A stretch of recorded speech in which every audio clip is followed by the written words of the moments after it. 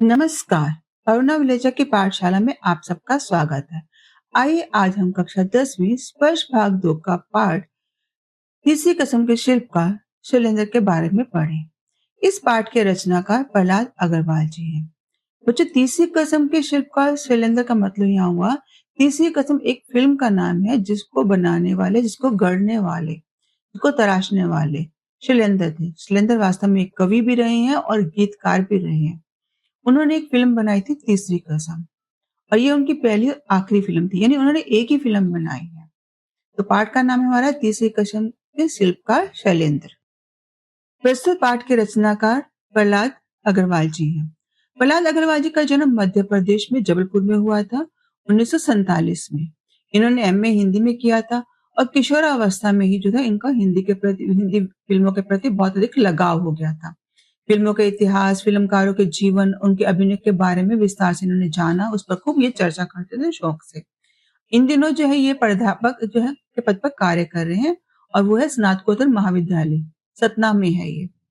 प्रहलाद जी को जो फिल्मों में जो इतना लगाव था, उनके बारे में ये बहुत कुछ लिख चुके हैं। आगे उन्होंने एक दृढ़ संकल्प लिया कि वो आगे भी इसी क्षेत्र में कार्य करते रहेंगे, यानी फिल्मों के बारे में ही लिखते रहेंगे। चाहे वो कलाकारों का जीवन हो, फिल्मों के बारे में हो, उनके अभिनय के बारे में हो, तो इस तरह के वो लेख लिखते रहेंगे, ये उन्होंने कृत संकल्प लिया था। उनकी कुछ रचनाओं के यहाँ नाम है: सातवां दशक, तानाशाह, मैं खुशबू, सुपरस्टार, राज कपूर, आधी हकीकत आधा फसाना, कवि शैलेंद्र, जिंदगी की जीत में यकीन, प्यास, फिर अतृप्त गुरुदत्त, उतार उमंग, सुभाष घई की फिल्म कला, ओरे माझी, विमल राय का सिनेमा और महा बाजार के महानायक 21वीं सदी का सिनेमा। बच्चों, आप में से बहुत सारे बच्चे ऐसे होंगे जो फिल्मों के बहुत शौकीन होंगे। नहीं तो इतना तो आपको पता ही होगा कि जो फ़िल्में बनती हैं, पर्दे पर आती हैं, वो अक्सर जो है शुक्रवार को जो है रिलीज़ की जाती हैं। किसी भी सिनेमा घर में जो नई पिक्चर दिखाई जाती है, वो शुक्रवार के दिन आती है। यानी वीरवार तक पुरानी पिक्चर चलती रहती है और शुक्रवार को कोई ना कोई नई पिक्चर आती है। अब ये जो फ़िल्में आती हैं, इनमें से बहुत सारी फ़िल्में ऐसी होती हैं जो आई और चली आती हैं। कुछ फ़िल्में ऐसी जो बहुत सफल हो जाती हैं, कुछ असफल भी रह जाती हैं। कुछ तो ऐसी होती है जो बरसों तक दर्शक जो है उनको अरसे तक याद रखते हैं। अरसे यानी बहुत लंबे समय तक उनको याद रखते हैं। और हालाँकि कुछ फ़िल्में ऐसी भी होती हैं, कभी-कभी वो देखकर आते तो हैं, लेकिन सिनेमाघर से बाहर निकलते भूल जाते हैं इसमें क्या था। यानी उनके प्रति उनके मन में कोई अच्छा-सा भाव आता नहीं, उन्हें वो फ़िल्में पसंद ही नहीं आती, तो जल्दी भूल भी जाते हैं। लेकिन जो फ़िल्मकार होते हैं, जो फ़िल्मों को बनाने वाले होते हैं, जब कभी किसी ऐसे विषय पर फ़िल्म बनाते हैं, कोई साहित्यिक कृति यानी रचना, कोई इतिहास प्रसिद्ध कहानी हो, कोई साहित्य पर आधारित कोई घटना हो, कोई लेख उपन्यास हो, इस पर आधार पर जब कोई फ़िल्म बनाते हैं, हालाँकि फ़िल्म तो बहुत वो लगन से, ईमानदारी से बनाते हैं, लेकिन कभी-कभी ऐसा होता है कि उनकी फ़िल्म जो है ना केवल यादगार बन जाती है, यानी लोगों द्वारा याद की जाती है, उनका मनोरंजन तो करती करती हैं, साथ ही ये फ़िल्में ऐसी होती हैं जो कोई बहुत ख़ास संदेश भी दे जाती हैं। अब ऐसे ही एक गीतकार रहे हैं, कवि रहे हैं, कौन? शैलेंद्र, जिनके बारे में हम पढ़ने वाले हैं। तो शैलेंद्र जो थे, उन्होंने क्या किया? उन्होंने एक फ़िल्म का निर्माण किया, और ये फ़िल्म किसकी थी? जो हमारे बहुत प्रसिद्ध लेखक रहे हैं, उपन्यासकार रहे हैं, फणीश्वर नाथ रेणु। उनकी एक अमर कृति थी तीसरी कलम उफ मारेंगे गुलफ़ाम। इस पर उन्होंने फ़िल्म बनाई थी, और ये फ़िल्म क्या थी? पर्दे पर आई और जल्दी उतर तो गई थी, लेकिन मील का पत्थर सिद्ध हुई। कारण क्या है कि ये जो फ़िल्म है उन फ़िल्मों की लिस्ट में शामिल हो गई है, उनकी गिनती में शामिल हो गई है, जो फ़िल्में अमर हो जाती हैं, यानी बरसों तक हमेशा याद की जाती हैं। अब इस फ़िल्म की क्या विशेषता थी? इसका अपना गीत था, संगीत था, जयकिशन जैसे थे, तो कहानी, बहुत कुछ ऐसा था जो इसको जो इतनी शोहरत इसने दिलाई थी। अब उस ज़माने के जो सबसे बड़े शोमैन थे, शोमैन कौन होते हैं? जो अभिनय करते हैं, मंच पर आकर, स्टेज पर आकर, नाटक द्वारा अभिनेता, जैसे यहाँ राज कपूर फ़िल्म में आते हैं। तो जो शोमैन राज कपूर थे, अपने ज़माने में बहुत अधिक प्रसिद्ध रहे थे एक्टिंग के मामले में। तो उन्होंने जो फ़िल्म में इसमें भाग लिया, और उनके साथ उनकी हीरोइन थी जो वहीदा रहमान थी, उन्होंने अभिनय किया। तो ये अभिनय इतना श्रेष्ठ है, इतना अच्छा रहा, जो बरसों तक लोगों द्वारा याद किया जा रहा है। एक तो गणना इसकी कैसे हो रही है? यादगार फ़िल्मों के रूप में की जा रही है। दूसरा जो है, जो फ़िल्म निर्माता था, उन्होंने ये सिद्ध कर दिया कि जो फ़िल्म जगत है हिंदी का, वो जो सार्थक और अगर उद्देश्यपरक कोई फ़िल्म बनाता है, तो ये बड़ा कठिन और जोखिम वाला काम होता है। अब इस फ़िल्म के निर्माण में क्या कठिनाई आई, क्या जोखिम आया, वो हम इस पाठ के अंतर्गत पढ़ेंगे। पाठ बच्चों, 1960 के दशक में एक फ़िल्म आई थी संगम, जिसमें राज कपूर ने अभिनय किया था। ये फ़िल्म बहुत अधिक सफल हुई थी। इस फ़िल्म के सफल होने पर उनमें बहुत अधिक आत्मविश्वास बढ़ गया था। गहन यानी बहुत गहरा आत्मविश्वास, यानी खुद पर भरोसा। इसलिए उन्होंने क्या किया, एक साथ 4 फ़िल्मों का निर्माण करने की घोषणा कर दी थी। तो उनकी 4 फ़िल्में कौन-कौन सी थी? मेरा नाम जोकर था, अजंता था, मैं और मेरा दोस्त और सत्यम शिवम सुंदरम। तो ये 4 फ़िल्मों का निर्माण जब शुरू किया था, तो इस बीच जो था 1965 में जब उनका ना फ़िल्म शुरू हुई, मेरा नाम जोकर। लेकिन निर्माण कार्य करते समय उन्होंने कभी सोचा नहीं था कि ये फ़िल्म जो है इतना लंबा समय ले जाएगी बनाने में। उसका कोई एक भाग ऐसा था, उसको भाग का निर्माण करने में उनको 6 वर्षों का समय लग गया था। अब इस अंतराल में यानी उस समय के जो गैप था, इन उन समूहों के बीच में जो गैप रहा था, 6 वर्षों का अंतराल की बात चल रही है ना कि 6 वर्ष लग गए थे उनको फ़िल्म का बनाने में। तो इस बीच में साथ-साथ वो और फ़िल्मों में भी अभिनय करते रहे थे। तो उनके द्वारा जो अभिनीत फ़िल्में थी, अभिनीत होता है अभिनय करना, एक्टिंग करना। तो उन्होंने उन द्वारा जिन फ़िल्मों में उन्होंने अभिनय किया था, वो उनमें से कई आई प्रदर्शित हुई थी फ़िल्में। अब 1966 में तो क्या हुआ, कवि शैलेंद्र जो थे, उन्होंने क्या किया, तीसरी कसम फ़िल्म बनाने का निर्णय किया था। तो ये वह फ़िल्म थी जिसमें राज कपूर ने सर्वोत्कृष्ट यानी सबसे बढ़िया बेस्ट जिसको हम कहते हैं, उसमें अभिनय किया था। यही नहीं, ये जो फ़िल्म वह थी जो कहते हैं कि इसके बारे में इन्होंने अपनी फ़िल्म को क्या किया, इस मार्मिक कृति को सेलुलॉइड पे उतारा। अब सेलुलॉइड शब्द आपने सुना है कभी? हालाँकि आपने देखा तो है। जैसे आप कैमरे में देखते हो ना, तुम्हारे उसमें रील डलती है। अगर आप लोग को तो आपको याद होगा, आपके टेप रिकॉर्ड में एक वो रहती थी, टेप रहती थी। अगर टेप को आप तोड़ते हो तो उसमें से एक रील सी निकलती है, पतली स्ट्रिप सी निकलती है प्लास्टिक की। तो जो फ़िल्में बनाई जाती हैं, कभी देखा हो गोल चक्र, उसपे एक रील लिपटी रहती है। वो रील प्लास्टिक की पतली पारदर्शी होती है। तो उसको सेलुलॉइड बोलते हैं। यानी कैमरे पर प्रस्तुत करना किसी चीज़ को। तो जो ये कृति उन्होंने बनाई है तीसरी कसम, कहते हैं कि इसको सेलुलॉइड पर कविता के रूप में उभारा गया। यानी ये फ़िल्म ऐसी थी जैसे कि कोई सी साकार कविता ही उसमें लिख दी हो। बेहद रोचक कविता थी, बेहद रोचक जो थी ये कृति बनी है उनकी। जो तीसरी फ़िल्म बनी है, बहुत अधिक मार्मिक, हृदयस्पर्शी, मन को छूने वाली। तो लगता है जैसे कहीं ये जो है कहीं उपन्यास ना होकर, लगता है जैसे कविता ही किसी ने इस पे प्लास्टिक वाली इस पत्ती पर उतार दिया हो, यानी सेलुलॉइड पर उतार दिया हो। तीसरी किस्म जो शैलेंद्र ने बनाई थी, ये उनके जीवन की पहली और अंतिम फ़िल्म थी। और इसको जो था राष्ट्रपति पुरस्कार भी मिला था, है ना? बंगाल फ़िल्म जर्नलिस्ट जो था एसोसिएशन द्वारा भी इसको सम्मानित किया गया था। बहुत सारे पुरस्कार इसको मिले थे और जो मास्को फ़िल्म फेस्टिवल था, वहाँ भी ये फ़िल्म पुरस्कृत की गई थी। इसकी कलात्मकता की बहुत-बहुत लंबी-चौड़ी तारीफ़ें की गई। लोगों ने खूब-खूब इसकी प्रशंसा की।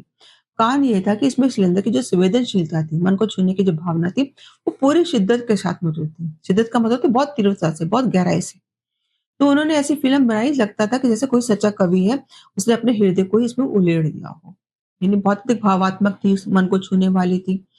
सुरेंद्र ने क्या किया कि जो राजकुमार की जो भावनाएँ हैं, उनको शब्दों में पिरोया था। राजकपूर की खास बात ये है, उनके चेहरे से भाव जो थे टपकते थे। ऐसा लगता था उनकी आँखें बहुत कुछ कहती हैं, बोलती हैं। तो उनके भावों को जो है उन्होंने बहुत अधिक कलात्मक ढंग से यहाँ अभिनय प्रस्तुत किया था। राज कपूर जो थे उनके सहयोगी रहे हैं, उनके मित्र रहे हैं, बहुत गहरे मित्र रहे हैं और ऐसे में उन्होंने क्या कहा, उनसे कहा कि उन्होंने फ़िल्म तो बनाई, लेकिन मेहनताना नहीं लिया था। मेहनताना यानी पारिश्रमिक, जो उसकी कीमत रहती है। अभिनय करो तो उसके बदले में पैसे मिलते हैं, जैसे कोई रोज़गार करता है, काम करता है, तो पैसे उसे लेते हैं ना तो कमाने के लिए, तो चाहिए उनको। तो राज कपूर ने बिन पैसे नहीं लिए थे। लेकिन इसमें एक बड़े एक रोचक प्रसंग आता है, इसके अंदर बताते हैं कि जब वो किस कहानी सुनाने के लिए उनके पास पहुँचे थे, तो कहानी सुनकर राज कपूर एक बार तो बहुत प्रसन्न हो गए। उन्होंने फ़िल्म करने के लिए स्वीकार कर लिया था। लेकिन तुरंत उन्होंने क्या कहा कि देखो मुझे तो इसका पारिश्रमिक यानी एडवांस जो मेहनताना है, जो इसका कीमत है वो मुझे मेरे अब कमाई मुझे साथ ही दोगे, एडवांस दोगे। एडवांस का मतलब बहुत पहले से दे देना। अभिनय करना शुरू किया नहीं, फ़िल्म बननी शुरू हुई नहीं है। तो कह रहे पहले मुझे पैसे दो तो मैं अभिनय करूँगा। अब सिकंदर क्योंकि उनके मित्र तो थे, लेकिन वो सोच के हैरान थे कि ये कैसे हैं मित्र मेरे जो ज़िंदगी भर की दोस्ती का बदला ऐसे ले रहे हैं। बेचारे का चेहरा मुरझा गया। सिकंदर मुरझा गया, चेहरा उदास हो गया, लेकिन ये भी देखकर राज कपूर जो हँस पड़े, मुस्कुराने लगे। कहते ठीक है निकालो ₹1 मेरा पारिश्रमिक। यानी जो उनको एडवांस चाहिए अपना मेहनताना का, तो उन्हें कितनी कीमत माँगी? मात्र ₹1। अब शैलेंद्र जो थे राजकुमार की इस याराना मस्ती को यानी दोस्ताना अंदाज जो था, उसको देखकर जो थे थोड़े प्रसन्न हुए, खुश हुए और फिर उन्होंने फ़िल्म का निर्माण कार्य शुरू कर दिया था।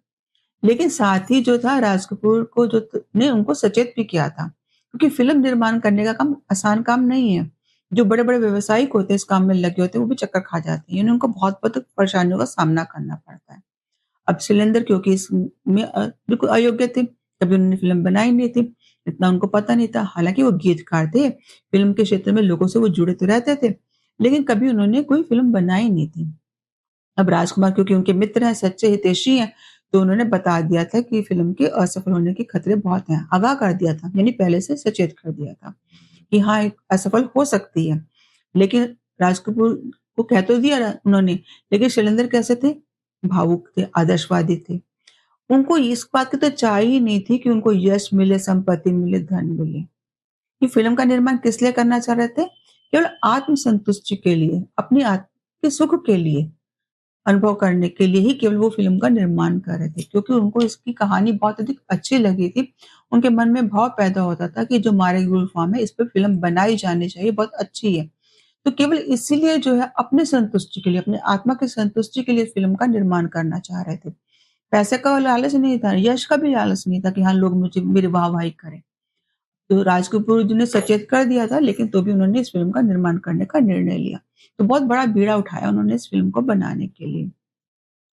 तीसरी कसम जो है फ़िल्म जो है वो कहते कितनी महान क्यों ना, लेकिन एक दुखद सत्य ये है कि इसको प्रदर्शित करने में बहुत मुश्किल है। बहुत मुश्किल मतलब बहुत कठिनाई। प्रदर्शित करना, उसको दिखाने के लिए कारण क्या था कि बड़ी मुश्किल से जो था वितरक मिले। वितरक होता है डिस्ट्रीब्यूटर, जो चीज़ों को आगे बाँटते हैं। अब फ़िल्म बन जाती है तो वितरक क्या करते हैं, उनसे फ़िल्मों को खरीदते हैं, जगह-जगह शहरों में सिनेमा हॉलों में बेचते हैं उनको। तो इस फ़िल्म को प्रदर्शन के लिए बहुत मुश्किल से कोई वितरक मिल पाया। इसके बावजूद भी क्यों? कारण क्या था? फ़िल्म तो बहुत अच्छी थी। राज कपूर जो थे, वहीदा रहमान जैसे नामज़द सितारे थे। नामज़द मतलब जिनका नाम बहुत चर्चा में रहा था। लोग जिसको बहुत अच्छे याद करते हों। यहाँ तक कि शंकर जयकिशन संगीतकार भी बहुत अच्छे थे। उन दिनों सातवें आसमान पे थे। यानी शंकर जयकिशन की भी बहुत चर्चा हुआ करती थी। उनके गीत बहुत अधिक पसंद किए जाते थे। लोग जो थे, फ़िल्मों के प्रदर्शन होने से पहले उनके गीत जो थे लोकप्रिय हो जाया करते थे। लेकिन उसके बाद भी इस फ़िल्म को खरीदने वाला कोई मिल नहीं रहा था। दरअसल कारण क्या था कि जो फ़िल्मों वाले होते हैं, खरीदने वाले होते हैं, वो फ़िल्मों को इस हिसाब से खरीदते हैं ताकि उस फ़िल्मों पे बहुत अधिक कमाई कर सकें। 2 से 4 बनाने का गणित जानने वाले। 2 से 4 बनाने वाले यानी अगर ₹2 उन्होंने खर्च किए तो उसमें उनको ₹4 वो कमा सकें। दुगना-तिगना वो कमाने के हिसाब से फ़िल्मों को खरीदते हैं। और ऐसी फ़िल्में कौन-सी खरीदी जाती हैं जिसमें उछलापन हो, हँसी-मज़ाक हो, व्यंग्यात्मक हो, कुछ ऐसा जो दर्शकों की रुचि का होता है। तो ये फ़िल्म ऐसी थी नहीं, इसमें संवेदनाएँ बहुत थी। तो ऐसे में ये फ़िल्म कब आई और कब चलेगी मालूम ही नहीं पड़ा। यानी फ़िल्म आई तो सही, बनी तो थी और स दिखाई भी गई, लेकिन बहुत जल्दी जो थी ये फ़िल्म जो थी चली गई। तो लोगों द्वारा याद उस समय तो याद ही नहीं की गई थी, लेकिन बहुत बाद तक ये फ़िल्म जो थी चर्चा में रही और इस फ़िल्म को क्योंकि बहुत सारे पुरस्कार भी मिले थे, तो ऐसे में लोग आज भी इस फ़िल्म को याद करते हैं। अब शैलेंद्र के बारे में जब हम चर्चा करते हैं, शैलेंद्र कैसे 20 सालों से लगभग वो इंडस्ट्री में जुड़े हुए थे। यहाँ के तौर-तरीके वो जानते थे। नावाकिफ़ नहीं थे यानी अनजान नहीं थे। लेकिन तो भी वो इन सब में उलझ के अपनी आदमियत को, अपनी मानवता, मनुष्यता को खोना नहीं चाहते थे।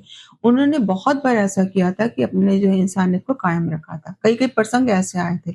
अब यहाँ एक प्रसंग आता है, ये तीसरी कसम का नहीं, ये श्री 420 एक फ़िल्म थी, उसका प्रसंग है यहाँ पर कि श्री 420 का एक बहुत प्रसिद्ध गाना रहा था, प्यार हुआ इकरार हुआ, प्यार से फिर क्यों डर रहा है दिल, कहते हैं दिल रास्ता मुश्किल मालूम नहीं कहाँ मंजिल। तो एक बहुत प्रसिद्ध गीत रहा था। अब इस गीत के अंतरे की एक पंक्ति थी, गीत में जो पंक्तियाँ आती हैं बीच की उसमें पंक्तियाँ थी, रातें दसों दिशाओं की कहेंगी अपनी कहानियाँ, गीत हमारे दोहराएँगे ज़माने।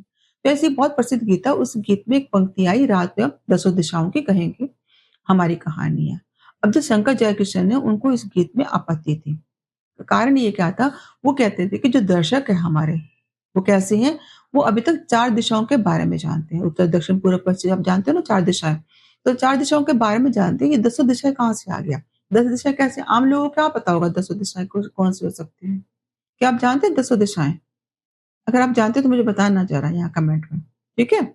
अब जैसे थोड़ा मैं हिंट देती हूँ, जैसे ईस्ट, वेस्ट होता है, नॉर्थ, साउथ जो बीच वाले कोने होते हैं ना, उनको मिला लो अगर तो। पूर्व, पश्चिम, उत्तर, दक्षिण तो है ही। अब उनके बीच की एक लाइन और अगर खींच लेते हो, एक-एक कोना और बन जाता है। नॉर्थ ईस्ट का, नॉर्थ वेस्ट का कुछ भी ऐसा, तो और एक ऊपर और नीचे का, तो 10 दिशाएँ हो जाती हैं। तो कह रहे हैं कि 10 दिशाओं के बारे में जब लोग जानते ही नहीं, तो उनको गाना पसंद नहीं आएगा, तो गाना आगे चलेगा नहीं।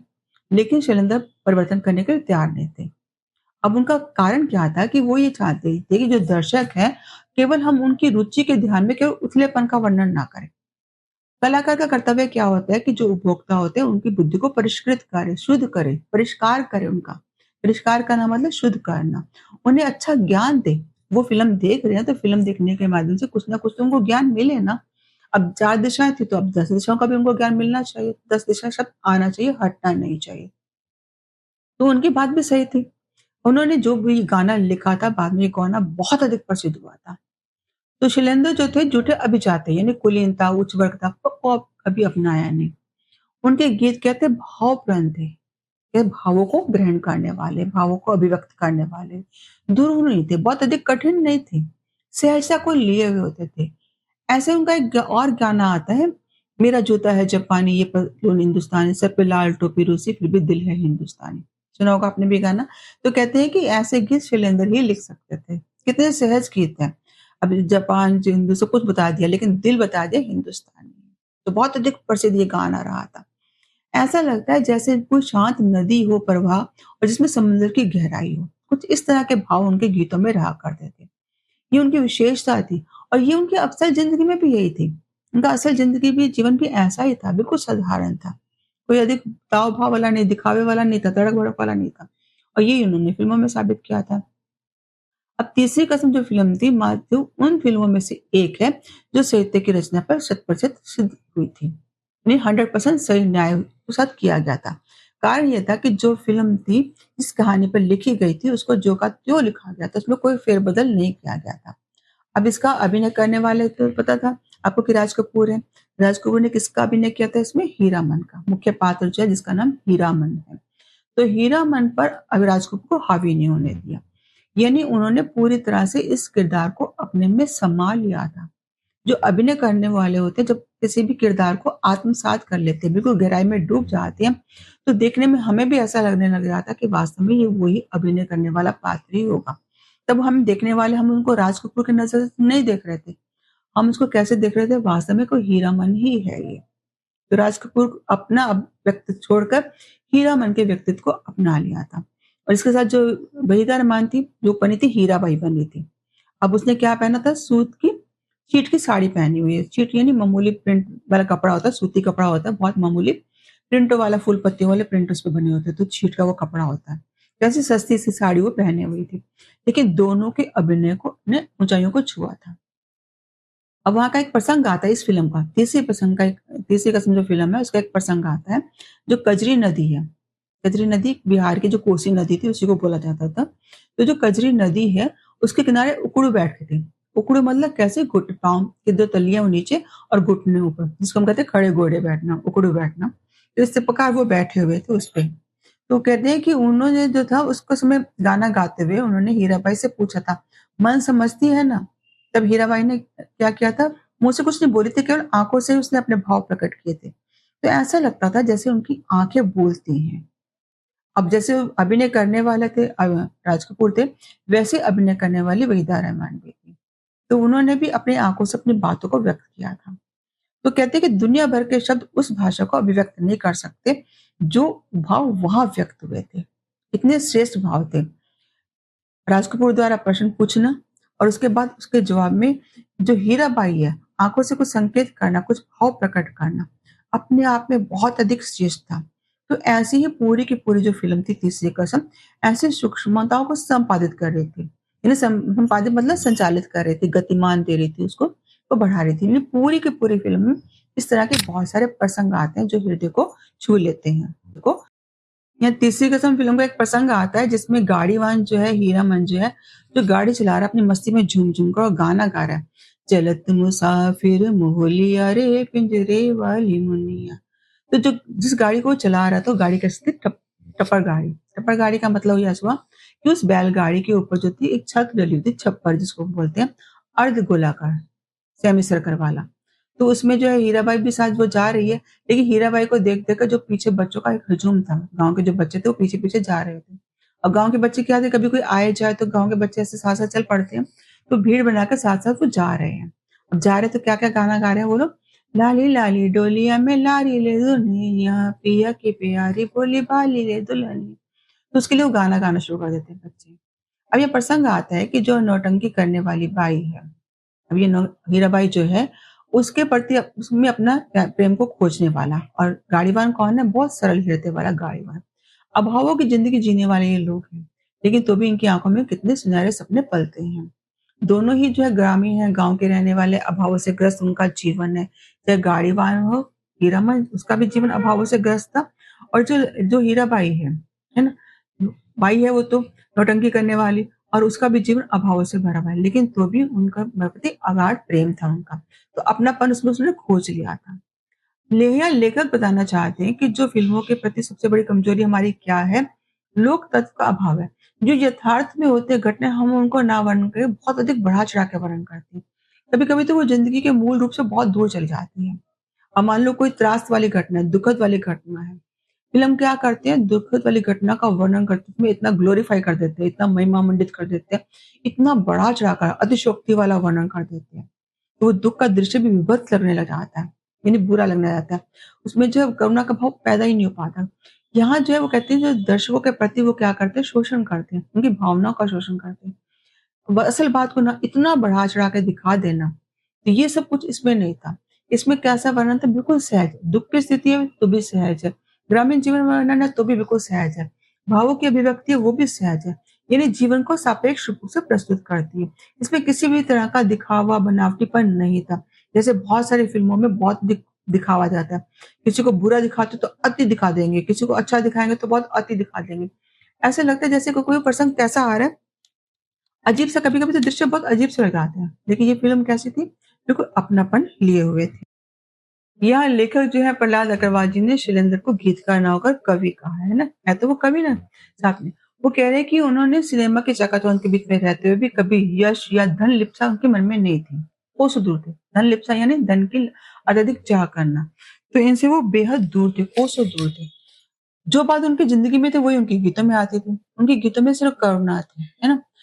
सिर्फ करुणा नहीं थी, वो जूझने का संकेत भी था और वह प्रक्रिया भी मौजूद थी। यानी वो बताते हैं किस तरह अपनी मंजिल तक पहुँचा जा सकता है। कभी-कभी दुःख क्या जाता है, मनुष्य हिम्मत हार जाता है। लेकिन यहाँ दुःख जो है मनुष्य को पराजित नहीं करती बल्कि आगे बढ़ने का संदेश देती है। उनकी जो दुःख पीड़ा थी, भाव जो थी, जो गीतों में प्रकट होती थी, वास्तव में वो उनकी श्रेष्ठता ही थी, जिन्होंने उनको इतनी अधिक प्रसिद्धि दिलाई थी।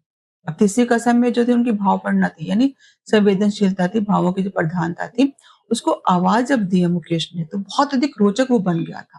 सुरेंद्र का एक गीत है, बहुत अधिक अद्वितीय है, अपने आप में सर्वश्रेष्ठ था। मुकेश की आवाज़ में था, सजनवा बैरी हो गए हमार, चिट्ठिया हो तो हर कोई बाजे, भाग ना बाजे। तो बहुत अधिक प्रसिद्ध ये गाना रहा था।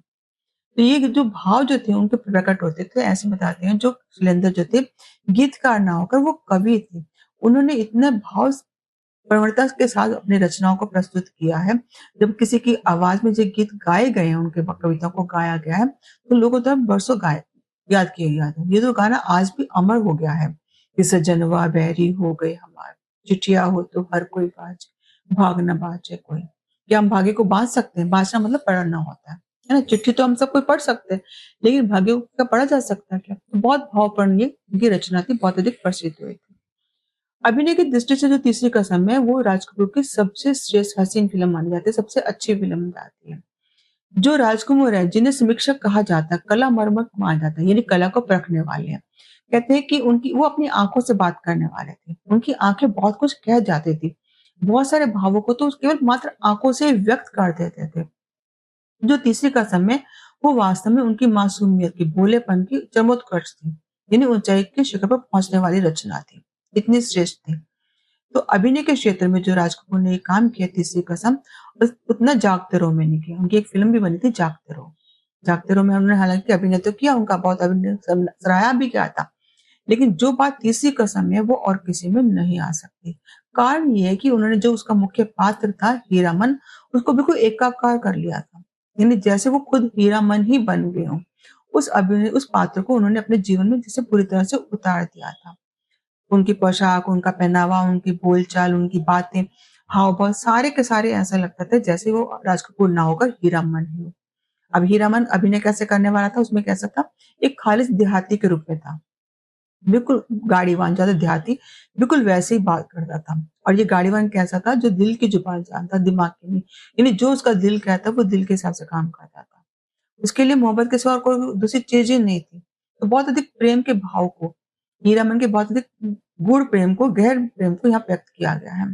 तो सबसे बड़ी बात ये है कि जो तीसरी कसम फ़िल्म बनी है राजकुमार की, ये वास्तव में उनके अभिनय जीवन का वो मुकाम है, ऐसी जगह वहाँ पहुँच गई इस फ़िल्म में अभिनय करने के बाद, कि एशिया के सबसे बड़े शोमैन के रूप में स्थापित हो गए।